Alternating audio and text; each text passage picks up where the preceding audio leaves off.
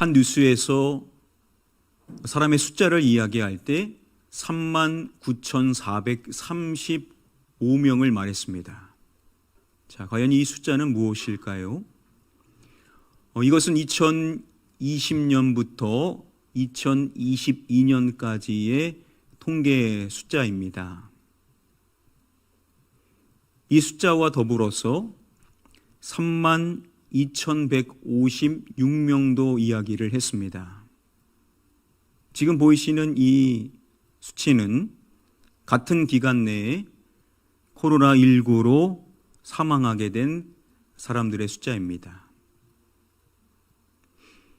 이 수보다 많은 39,435명의 숫자를 강조한 것입니다. 자, 과연 이 숫자는 무엇일까요? 이것은 이 기간 내에 스스로 목숨을 끊은 사람들의 숫자에 해당이 됩니다.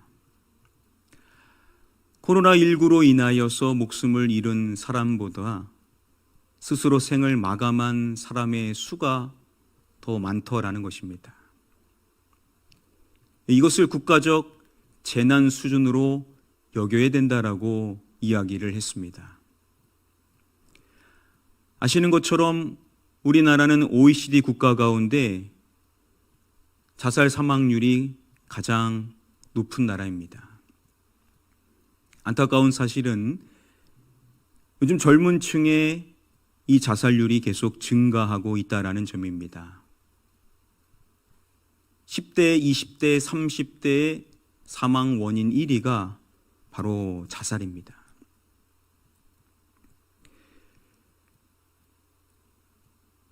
언젠가 이 지역 주변에서 이와 같은 일이 있었다라는 것을 듣게 되었습니다. 그 이야기를 듣는데 마음이 참 안 좋았고, 우리 주변에는 절대 이러한 일이 있어서는 안 되겠다라는 생각이 번쩍 들었습니다. 그래서 좀 무거운 주제가 될 수 있겠지만 이 부분에 대하여서 꼭 한번 다뤄야 되겠다라는 생각을 올 한 해 동안 계속해서 해왔습니다. 자, 이제 3년이 얼마 남지 않은 이 시점에서 이 주제에 대해서 좀 다뤄보는 시간들을 당분간 갖고자 합니다.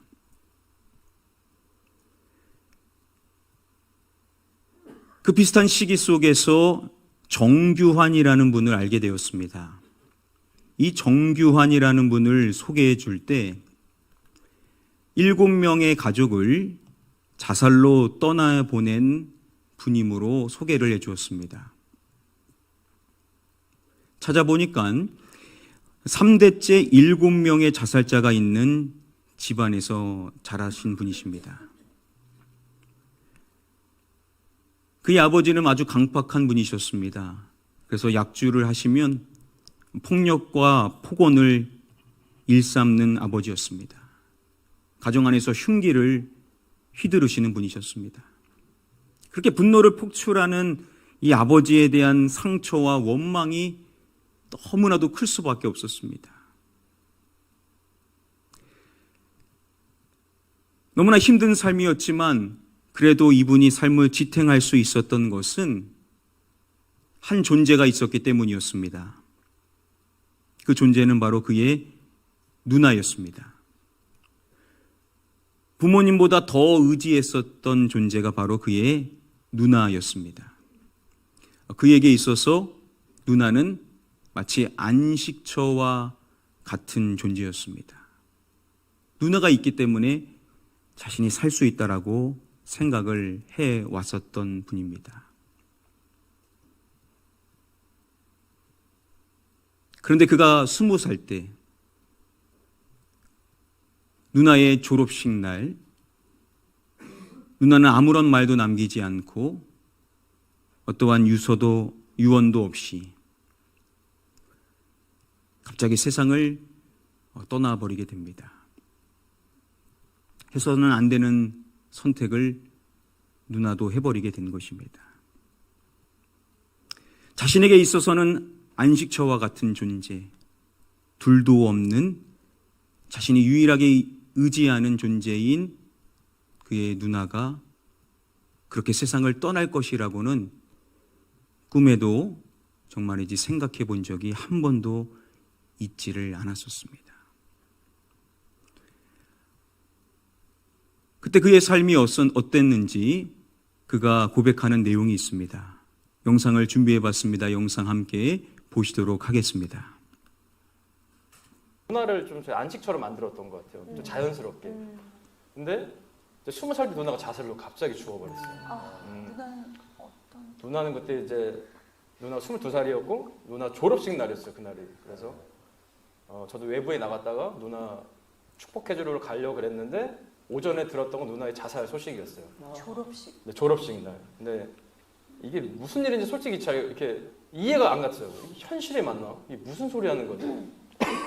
누나가 왜 죽었지? 왜 죽었지? 했는데 이 외부에 있다가 돌아가는 길이었는데 갑자기 그런 연락을 받고 이틀 뒤가 누나도 생일이어가지고 처음으로 뭐 이렇게 선물도 주고 잘해주려고 그랬는데 갑자기 사라져버렸어요, 누나가. 그러니까 아빠 때문에 그렇게 많이 참아왔던 내 삶에 왜 여기까지 더 왔지? 그래서 너무 그걸 감당하기 너무 어려웠어요. 그리고 너무 미안했어, 누나한테. 누나 너무 미안했고 가까이 그렇게 오래 우린 지냈는데 왜 이거 하나 몰랐지? 제 자신이 너무 무력해 보였어요. 너무 무능력해 보였고 그냥 바보 같아 보였어요. 거기서 봤던 건 누나 영정사진이었고 싸늘한 누나 시체뿐이었어요. 거기서 다 무너지더라고요. 다 무너졌고 내가 어제 어릴 때 그렇게 아빠 때문에 우리 집안 때문에 참아왔던 것들 이제는 뭐 어떻게 할 수가 없다. 이제 그냥 우리 집안에 어떤 쓰나미가 덮쳐버리더라고요. 죽음의 쓰나미가. 그래서 저희 집이 다 박살이 났어요. 그때 박살이 나고. 근데 이걸 받아들이기가 솔직히 너무 힘들었어요. 저도 20살 때였고 마지막 누나는 나의 안식처였고 이제 다 가져가는구나. 이제 다 뺏어가는구나. 그때 제 생명이 진짜 좀 왔다 갔다 하더라고요. 따라 죽으면 편할 텐데 이거. 이제 뭐 나의 마지막 희망 다 갔는데 내가 뭐 아쉬워서. 죽으면 편할 텐데. 근데 그렇게 누나가 세상을 떠나고 그는 1년 동안 말을 잃어버리게 됩니다.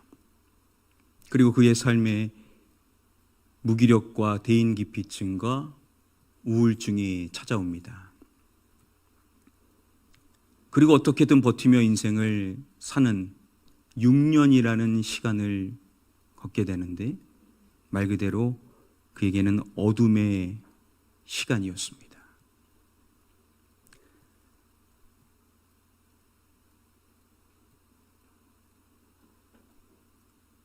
여러분, 우리 역시도 각자의 상황은 다르지만 정말 칠흑 같은 이 어둠의 시간을 우리가 통과하게 될 때가 있을 것입니다.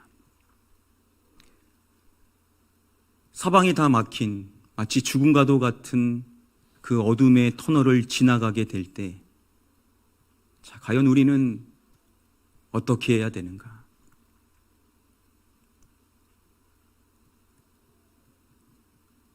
우리는 당연히 말씀의 자리로 나아가는 것이 가장 지혜로운 선택일 텐데 수많은 말씀들 가운데 이 어둠의 시간을 보내고 있는 우리에게 꼭 필요한 말씀 중에 하나가 시편 27편의 말씀입니다.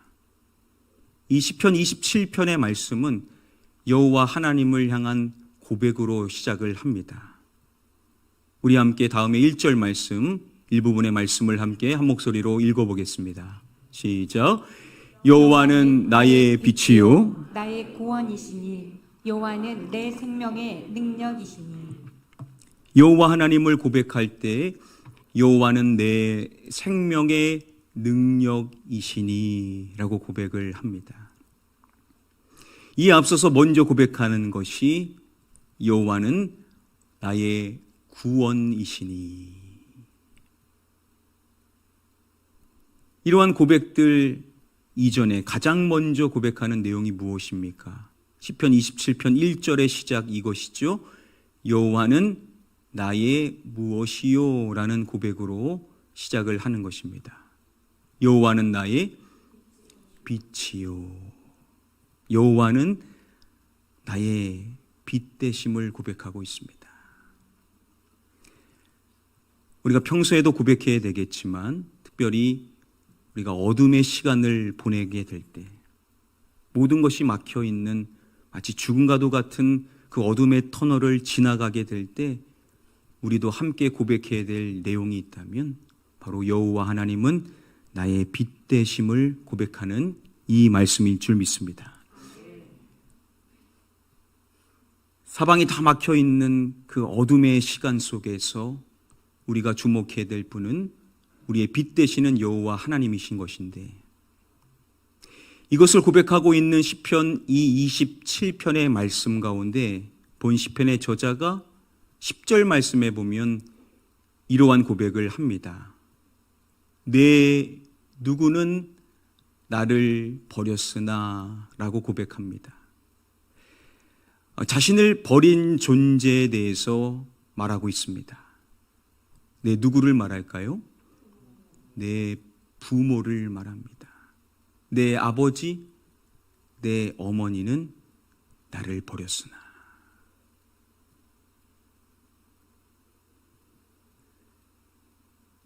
부모에게로부터 버림받은 존재인 그가 무슨 고백을 할 수 있겠습니까?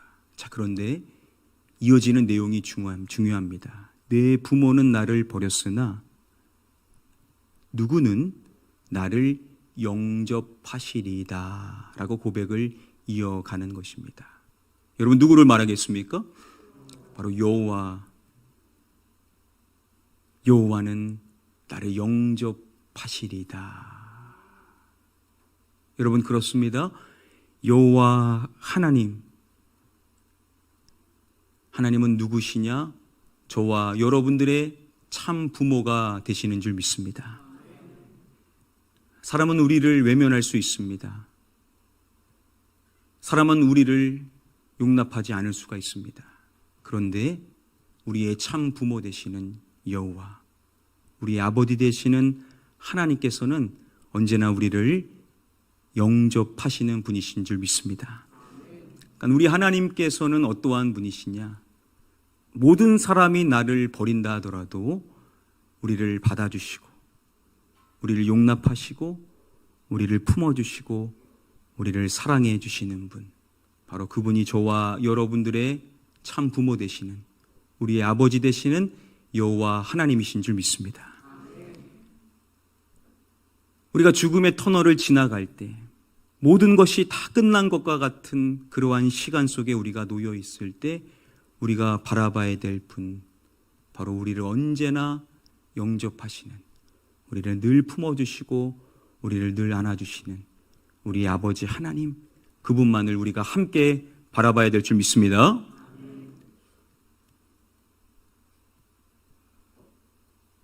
6년이라는 그 어둠의 시간을 보내게 되었었던 이 정규환 씨가 도저히 살 수 없을 것만 같은 그러한 절망의 마음 속에서 도피하고자 하는 마음으로 호주로 워킹 홀리데이를 떠나게 됩니다.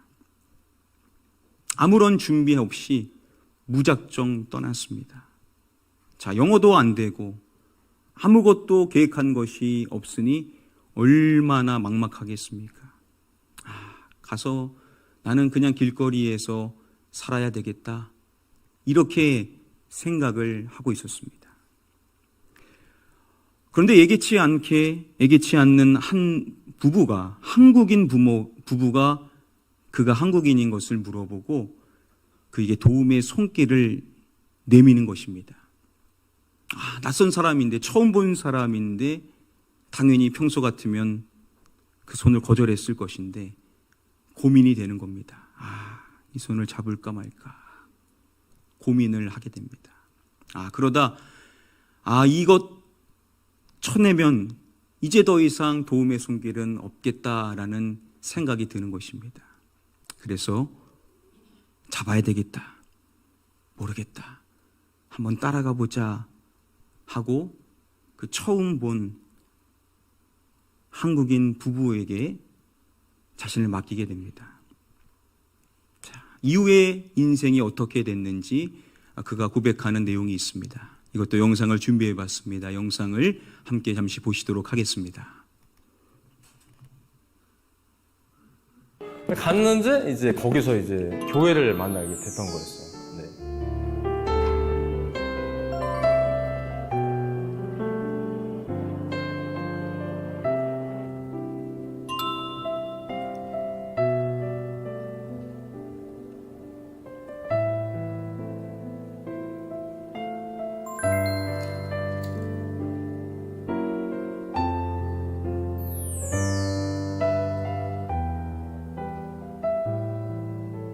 이해가 안 됐어요. 예수님 뭐 보여야 믿지. 이게 나는 안 믿는 사람이었고. 근데 진짜 신기하게 그냥 예배 자리에 있어서 그냥 눈을 감고 그냥 뭐 가만히 있다 보면 제 마음 안에서 어떤 음성이 자꾸 들리는 거예요. 아들아, 너무 사랑한다고. 그러니까 너를 한 번도 잊어본 적이 없다고. 근데 그분을 예배한 적도 없고 뭐 헌금을 드린 적도 없고 뭐 교회 간 적도 없는데 이분은 왜 나한테 이런 말을 하지? 그게 너무 이해가 안 됐어요. 근데 따뜻함을 주실 때마다 너무 죄송했던 것 같아요. 네. 내가 등 돌리고 있었는데 이분은 나에게 항상 고정돼 있었구나. 아버지 잘못했습니다 하는데 용서하시더라고요. 그러니까 괜찮아 아들아, 규환아 괜찮아. 내가 그것 때문에 널 위해 죽은 거야. 미워하지 않아도 돼. 괜찮아. 내 안에만 있어. 그럴 때마다 진짜 이 마음이 너무너무 벅차는 거예요. 그냥 벅차서 맨날 울었어요. 그냥 감사하다고. 바로 그렇게 해서 그가 처음으로 교회라는 곳에 가게 되었었던 것입니다. 자, 모든 게 낯설었지만 한 번, 두 번 예배를 드리기 시작합니다. 그리고 그 예배의 자리에서 자신의 마음 안에서 들리는 음성을 주목하게 된 것이었습니다. 그 음성이 무엇이었냐면, 아들아, 너무 사랑한다. 바로 그를 기다리고 계셨었던 아버지 하나님을 그가 만나게 되었었던 것이죠. 처음에 믿기지 않았었지만 시간이 지나면서 깨닫게 됩니다. 내가 한 번도 이분을 향하여 인생을 살지 않았었지만, 나의 삶은 완전히 그분께 등을 딘 채 인생을 살았었지만, 이분은 항상 나에게 고정되어 있었구나. 나를 계속 기다리고 계셨구나. 내가 그분께 향하기를 계속해서 고대하고 계셨구나. 라는 사실을 이제 깨닫게 됩니다. 사실 그의 삶에 있어서 가장 어려운 문제는 바로 죄책감이었습니다. 나 때문에 누나가 목숨을 잃게 된 것이다 라는 이 죄책감, 이 죄의 짐이 그에게는 너무나도 컸었습니다. 그런데 그가 그 모든 죄책감으로부터, 그가 짊어진 모든 짐으로부터 자유해지게 됩니다. 그가 이렇게 고백을 합니다. 우리 이것도 영상을 통해 직접 들어보도록 하겠습니다. 예배 가운데 어쩌면 내 아버지와 너무 다른 진짜 아버지의 그 따뜻한 사랑이 느껴지더라고요. 규환아, 널 너무 사랑했고 너무 보고 싶었고 괜찮다고. 제가 항상 죄책감이 있었어요. 이게 내가 잘못한 것 같았어. 근데 아무도 나한테 너가 잘못이 아니야, 이 얘기를 아무도 해주지 않았는데 내 마음에서 그분이 막 그걸 울려 퍼지게 하시는 거예요. 규환아, 네 잘못이 아니야. 괜찮아. 행복하게 살아도 돼. 내 그게 짐을 그분에게 다 넘겨드렸어. 이 짐을 내가 질 수 없구나. 우리 누나에 대한 짐, 우리 아빠에 대한 짐 당신께 다 드립니다. 그냥 나는 당신께 갑니다. 난 이제 아무것도 없습니다. 그런데 주님이 이렇게 항상 이렇게 끌어안아 주시는 거예요. 사랑하는 아들이라고. 나의 죄까지 대신 죽으신 그의 생명의 은혜 때문에 지금 내가 이렇게 영영에서 살아가고 있는 거구나. 그가 그 모든 짐을 주님께 다 넘겨드렸었던 것입니다. 살면서 제일 힘들었던 것이 자신은 행복하게 살아서는 안 된다라는 생각이 늘 있었던 것이죠. 이게 내 책임이다. 나는 그 짊어진 채 인생을 살아야 된다라고 그렇게 늘 여겨왔었는데 자신의 그 모든 짐을 다 주님께 넘겨주었었던 것입니다. 그랬더니 주님께서 그를 항상 끌어안아 주시는, 그를 품어주시고 그를 안식해 하시는 이 주님의 따뜻한 손길을 그가 경험하게 되었었던 것입니다.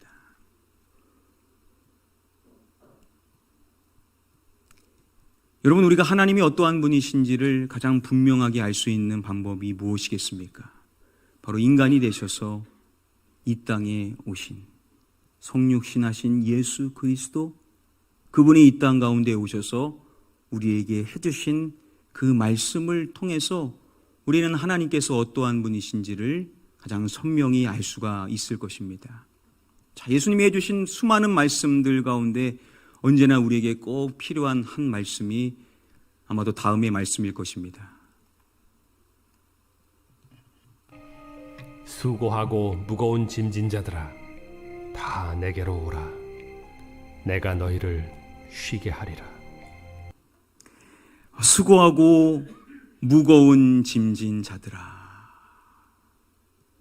여러분, 이 말씀 앞에 내가 해당되지 않는다라고 생각하시는 분이 아무도 없으실 것입니다. 우리의 인생은 다 그렇죠. 남들은 모릅니다. 내 인생이 얼마나 수고스럽고 내가 짊어진 이 짐이 얼마나 무거운지를. 우리가 다 그렇게 인생을 살고 있습니다. 얼마나 고생하며 인생을 사십니까? 이 짐을 언제까지 내가 짊어진 채 인생을 살아야 되는가? 지금도 이러한 고민 가운데 계실 것입니다. 자, 그러한 우리 모든 사람들을 향하여서 우리 주님이 하시는 말씀이 뭐냐면 다 내게로 오라 라고 말씀을 하시는 것입니다. 수고하고 무거운 짐진 자들아, 다 내게로 오라. 왜 우리에게 오라고 말씀을 하시는가? 마지막으로 하시는 말씀이 내가 너희를 쉬게 하리라. 우리의 모든 수고스러움과 우리가 짊어진 모든 이 무거운 짐을 우리 주님께서 다 짊어지신다라고. 우리는 그저 주님 곁에 가서 주님께로부터 힘을 얻으면 된다라고 우리에게도 말씀해 주시는 줄 믿습니다. 그렇습니다, 여러분. 인생의 참된 안식은요, 다른 곳에는 없습니다.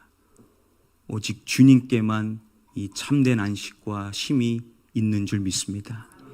그래서 우리가 오늘도 이 자리에 나온 것이 아닙니까? 여러분들의 모든 그 수고스러움과 그 모든 무거운 짐 하나도 빼놓지 마시고 다 주님께 내어드리고 주님 품 안에서 참된 힘을 얻으실 수 있는 저와 여러분들 되시기를 주님의 이름으로 간절히 축복하며 축원합니다. 제가 근래에 가장 많이 부르는 찬양이 있습니다. 이 찬양을 통해서 많은 힘을 얻게 됩니다. 그래서 오래전부터 여러분들과 함께 나누기를 원했었던 찬양입니다.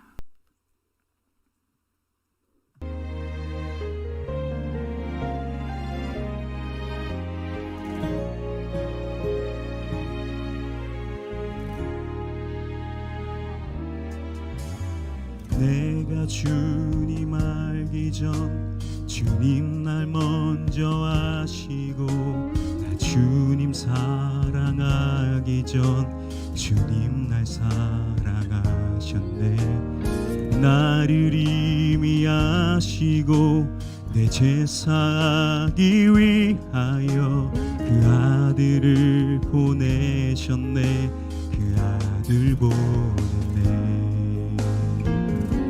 사랑하는 아들아, 내가 너를 잘 안다.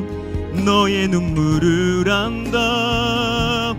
너의 아픔을 안다. 사랑하는 아들아, 모든 난 마음까지도 있단다. 너는 내게 와 편히 쉬어라.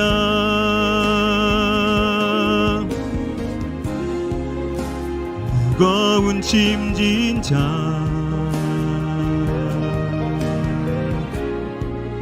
모두 내게로 오라. 내가 너희를 쉬게 하리라. 너는 내게 와 편히 쉬어라. 사랑하는 내 딸아, 내가 너를 잘 안다. 너의 눈물을 안다. 너의 아픔을 안다. 사랑하는 아들아, 모난 내 마음까지도 이미 널 알고 있단다. 너는 내게 와 편히 쉬어라.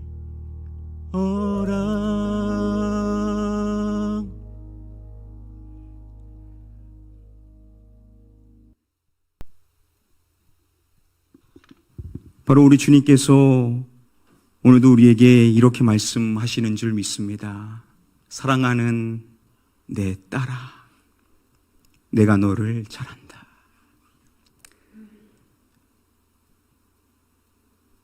주님께서 여러분들을 창조하셨고, 여러분들을 지금 이곳에 부르셨고, 그 하나님께서 여러분들에게 말씀하시는 것입니다. 사랑하는 내 딸아, 내가 너를 잘한다. 사랑하는 아들아, 내가 너를 잘한다. 너의 눈물을 안다. 너의 아픔을 안다. 사랑하는 내 딸아, 사랑하는 아들아, 모난 네 마음까지도 이미 널 알고 있단다. 너는 내게 와 편히 쉬어라.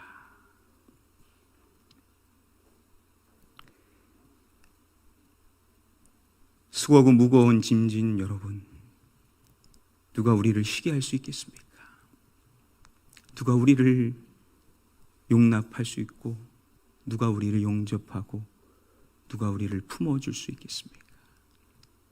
우리를 창조하시고, 우리를 낳으시고, 우리를 부르시고, 우리를 구원해 주신, 그래서 지금도 내 사랑하는 딸아, 내 아들아 라고 말씀하시는 우리 주님만이 우리를 쉬게 하실 수 있는 줄 믿습니다. 그러니 여러분 아무런 주저하지 마십시오. 여러분들이 무슨 수고스러움이 있든, 여러분들이 어떤 무거운 짐이 있든지 간에 한 사람도 빼놓지 않고 다 내게로 오라고 지금도 우리에게 말씀하시니까 여러분 주님께 나아가시기를 바랍니다. 여러분들의 그 어려움, 그 모든 짐, 여러분들의 인생의 그 모든 수고스러움, 그 있는 그대로 다 받아주시고 그 모든 것을 대신 짊어지시고 우리를 품어주시는 우리 주님께 나아가셔서 저와 여러분들 모두가 주님 안에서 참된 안식을 누리실 수 있게 되기를 주님의 이름으로 간절히 축복하며 축원합니다.